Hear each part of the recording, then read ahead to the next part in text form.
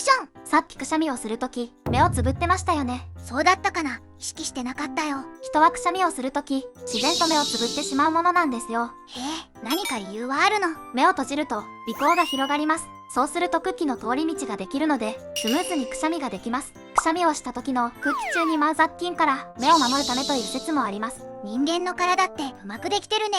実は意識すれば、目を開けながらくしゃみをすることもできます。ただそうすると、空気の通り道ができないので、くしゃみの圧力が目にかかります。なので最悪、目が飛び出ることもあるみたいですよ。目が外れる。絶対目を閉じるようにしよう。